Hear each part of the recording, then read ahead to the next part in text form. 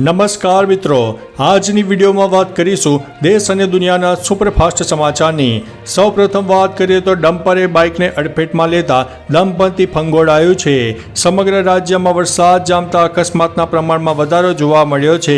વલસાડ જિલ્લામાંથી પસાર થતા બલીઠા હાઈવે પર ગમખ્વાર અકસ્માત સર્જાયો હતો, જેમાં ડમ્પર ચાલકે આગળ જતા બાઇકને ટક્કર મારતા બાઇક પર સવાર દંપતીનું ઘટના સ્થળે મોત નીપજ્યું છે, જ્યારે પોલીસે ડમ્પર ચાલક વિરુદ્ધ ગુનો દાખલ કરીને તેની ધરપકડ માટેના ચક્રો ગતિમાન કર્યા છે।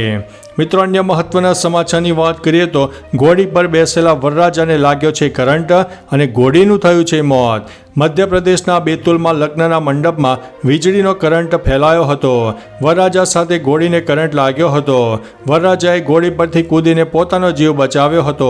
જોરદાર વીજ શોક લાગવાથી ઘોડીનું ઘટના સ્થળે મોત થયું હતું। ઘોડીને પકડીને ઉભેલા 3 યુવકને પણ વીજ કરંટ લાગ્યો હતો। રાત્રે મુલતાઈના સાંવરિયા મેરેજ લોનની ઘટના હતી। આ ઘોડી માલિકે લોન ઓપરેટર સામે પોલીસ સ્ટેશનમાં અરજી કરી છે। મિત્રો, અન્ય મહત્વના સમાચારની વાત કરીએ તો નીતા અંબાણીની મહેંદી બની છે આકર્ષણનું કેન્દ્ર।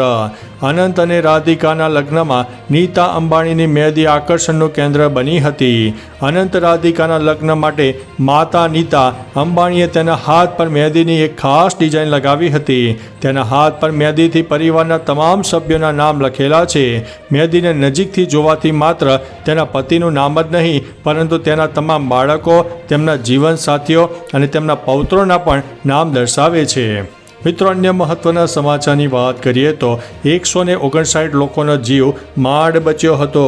ન્યૂયોર્કના સિરેક્યુઝ હેનકોક ઇન્ટરનેશનલ એરપોર્ટ ઉપર 2 વિમાનો ટકરાતા માંડ બચ્યા હતા।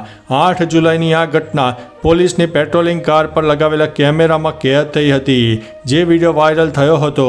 જ્યારે આ ઘટના બની ત્યારે બંને પ્લેનમાં કુલ 159 લોકો સવાર હતા। ઘટનાની ગંભીરતાને જોતા તપાસના આદેશ અપાયા છે। મિત્રો, અન્ય મહત્વના સમાચારની વાત કરીએ તો પતિ કાળો હતો એટલે પત્ની પ્રેમી સાથે ભાગી। મધ્યપ્રદેશના ગ્વાલિયરમાં મહિલાએ તેના પતિને એટલા માટે છોડી દીધો કારણ કે તેનો રંગ કાળો છે। મહિલા તેના પ્રેમી સાથે ભાગી ગઈ છે અને તેની સાથે લીવ ઇનમાં રહે છે। મહિલા પોતાની 1.5 મહિનાની પુત્રી છોડીને પ્રેમી સાથે ભાગી ગઈ હતી। મહિલાનો પતિ ન્યાય માટે આજીજી કરી રહ્યો છે। બીજી તરફ નાની દીકરી તેની માતા માટે રડતી રહે છે। પતિ ન્યાય માટે પોલીસ પાસે પહોંચ્યો છે। મિત્રો, અન્ય મહત્વના સમાચારની વાત કરીએ તો અંબાણી કરતાં પણ ભવ્ય લગ્ન કોના હતા જાણી લો। અત્યારે ચારે તરફ મુકેશ અંબાણીના દીકરા અનંતના લગ્નની ભવ્ય ચર્ચા છે। ત્યારે લગભગ 2 દાયકા પહેલાં તે સમયના ધનિક સુબ્રતા રોયના દીકરાના લગ્ન પણ અતિ ભવ્ય હતા। તે લગ્નને દેશના સૌથી મોંઘા લગ્ન ગણવામાં આવી રહ્યા છે, જેમાં તે સમયે 500 કરોડથી વધુનો રૂપિયાનો ખર્ચો કરાયો હતો। તે લગ્નમાં પણ વડાપ્રધાન અટલ બિહારી વાજપેયીથી લઈને તમામ મોટી હસ્તીઓ આવી હતી। તે સમય પ્રમાણે તે લગ્ન અતિ ભવ્ય માનવામાં આવે છે। મિત્રો, અન્ય મહત્વના સમાચારની વાત કરીએ તો ગાંધીનગરનું આખો ગામ બારોબાર વેચી માર્યો। ગુજરાતમાં વધુ એક મોટું કૌભાંડ સામે આવ્યું છે। ગાંધીનગરના દહેગામ તાલુકાનું જૂના પહાડિયા નામનું આખું ગામ બારોબાર વેચી મારવાની વાત સામે આવી છે। જે સર્વે નંબરમાં ગામ વસેલું છે તેનો સોદો કરી નાખ્યો। વેચાણ દસ્તાવેજના આધારે કાચી નોંધ પડતા આ વાતની જાણ થઈ હતી। ગ્રામજનોએ રેલી યોજીને મામલતદારને અરજી આપી છે। સમગ્ર ઘટના સામે આવતા હવે અધિકારીઓ દોડતા થયા છે। મિત્રો, અન્ય મહત્વના સમાચારની વાત કરીએ તો યુપીના 800 ગામમાં પૂર, 4 ધામ યાત્રા પણ અટકી ગઈ છે। ભારે વરસાદને કારણે નેપાળ યુપી બોર્ડર પાસેના 7 જિલ્લામાં પૂર જેવી સ્થિતિ છે। લગભગ 800 ગામોમાં 20 લાખથી વધુ લોકો પ્રભાવિત છે। એનડીઆરએફ અને એસડીઆરએફની ટીમ બચાવ કાર્યમાં લાગેલી છે, તો ઉત્તરાખંડમાં ભારે વરસાદ અને ભૂસ્ખલનને કારણે 200 રસ્તાઓ બંધ છે। બદ્રીનાથ રૂટ પર 22 જગ્યાએ ભૂસ્ખલન થતાં 4 ધામ યાત્રા 3 દિવસ માટે બંધ છે। 4000 શ્રદ્ધાળુઓ રસ્તા પર ફસાયેલા છે।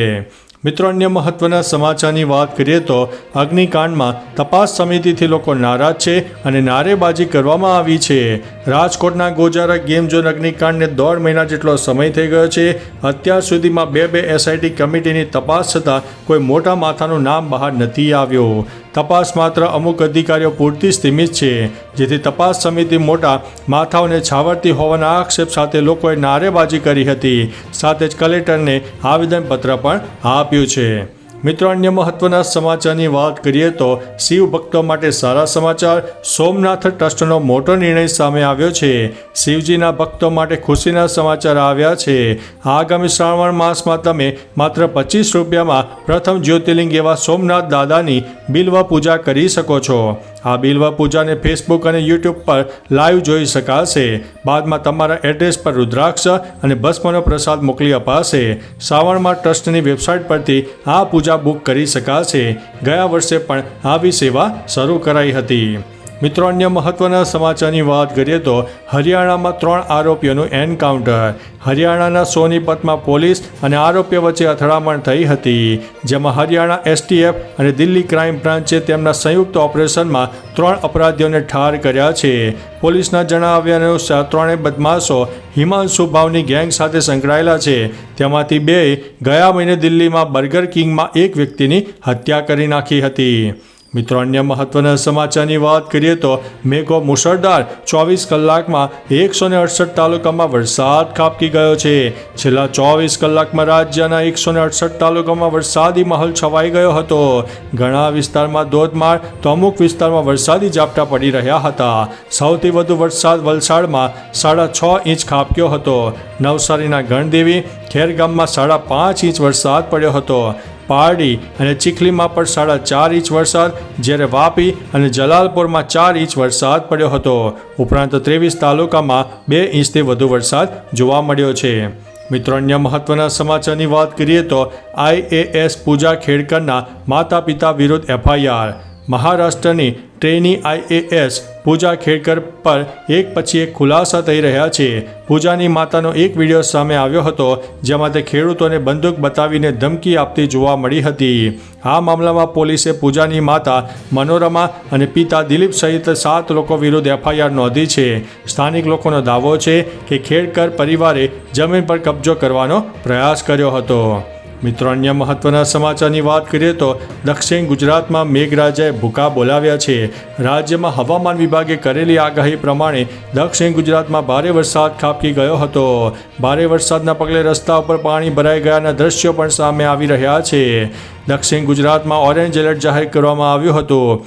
વલસાડમાં તો 6 ઇંચ તો ગણદેવીમાં 5 ઇંચ વરસાદ જોવા મળ્યો હતો, જેના કારણે નીચાણવાળા વિસ્તારોમાં પાણી ભરાઈ ગયા હતા, જેથી લોકોના જનજીવન પર માઠી અસર જોવા મળી છે. મિત્રો, અન્ય મહત્વના સમાચારની વાત કરીએ તો આફતનો વરસાદ, વીજળી પડવાથી 21ના થયા છે મોત. દેશના કેટલાક રાજ્યોમાં વરસાદે વિનાશ વેર્યો છે, જેમાં બિહાર, મહારાષ્ટ્ર, ઉત્તર પ્રદેશ અને આસામ સૌથી વધુ પ્રભાવિત થયા છે. બિહારમાં 24 કલાકમાં વીજળી પડવાથી 21 લોકોના મોત થયા છે. રાજ્યની મોટાભાગની નદીઓ ગાંડીતુર બની છે.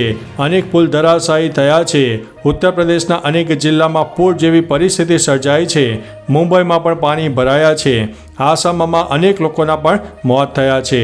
તો ચાલો મિત્રો, ફરીથી દેશ અને દુનિયાના સુપરફાસ્ટ સમાચાર લઈને મળતા રહીશો. ત્યાં સુધી અમને રજા આપશો. નમસ્તે.